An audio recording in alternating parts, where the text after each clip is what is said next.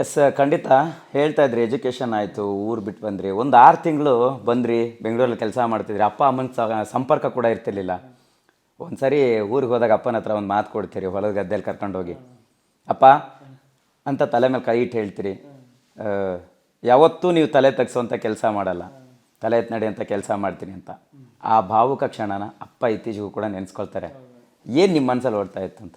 ಅಂದರೆ ಅಣ್ಣ, ಈಗ ಅಪ್ಪ ಅಮ್ಮಂದೆಲ್ಲ ಏನಿರ್ತದೆ ಅಣ್ಣ, ಈಗ ಊರಲ್ಲಿ ಈಗ ನಮ್ಮ ಅಪ್ಪ ನಮ್ಮ ಅವ್ವೆಲ್ಲ ಅದೇ ಪ್ರಪಂಚ ಅವ್ರಿಗೆ. ಹಬ್ಬ ಬಂದ್ರೆ ಮಳವಳ್ಳಿಗೆ ಹೋಗ್ಬೋದು ಅಷ್ಟೇ. ಅವರು ಬೆಂಗಳೂರು ಸರಿಯಾಗಿ ನೋಡಿಲ್ಲ ಅಣ್ಣ.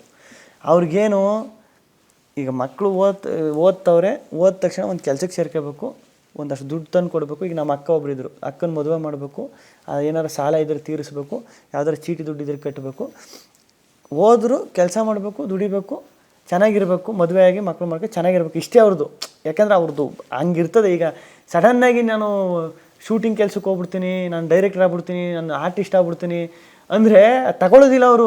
ಇವ್ನು ಯಾವ ಹುಚ್ಚ ಇಲ್ಲ, ಅವೆಲ್ಲ ಆಗೋದಿಲ್ಲ, ನೀನು ಹೇಳೋದು ಮಾಡು ನೀನು ಅನ್ನೋ ಥರ ಇರ್ತದೆ. ಈಗ ನಾನು ಬೆಂಗಳೂರಿಗೆ ಬಂದಾಗ ಅದೇ ಪ್ರಾಬ್ಲಮ್ ಆಯ್ತಿದ್ದದ್ದು.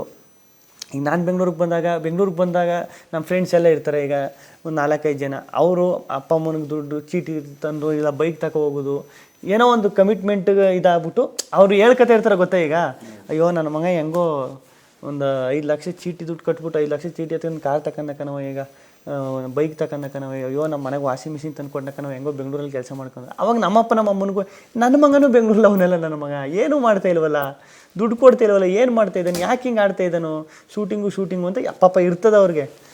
ಅದು ಗೊತ್ತಾಗಲ್ಲ. ಅವಾಗ ಹೆಂಗಾಗ್ಬಿಟ್ಟಿತ್ತು ಅಂದರೆ, ಏನಾದರೂ ಮಾಡು, ಕೆಲ್ಸಕ್ಕೆ ಹೋಗು, ಯಾಕೆ ಹಿಂಗೆ ಆಗ್ಬಿಟ್ಟು ಹಾಳಾಗ್ಬಿಟ್ಟು ಅಂತ ಅವರು ಕೈ ಬಿಟ್ಬಿಟ್ಟು ರೇಂಜು. ಅಂದರೆ ಇನ್ನು ಹೇಳಿದ ಮಾತು ಕೇಳಲ್ಲ, ಉದ್ಧಾರ ಆಗಲ್ಲ, ಎಷ್ಟು ಹೇಳಿದ್ರು ಕೇಳ್ತಾ ಇಲ್ಲ. ಅಂದರೆ ಎಲ್ಲರೂ ಹಂಗೆ ಇದು ಮಾಡಿ ಏನು ಮಾಡ್ತಿದ್ದಾನೆ ನಿನ್ನ ಮಗ, ಎಲ್ಲೋದ್ನ ಏನು ಮಾಡ್ತೀನಿ ಅಂತ ಕೇಳಿದಾಗ ಅದು ಬಂದ್ಬಿಡ್ತದೆ ಅದು ಅವ್ರಿಗೂ ಪಾಪ.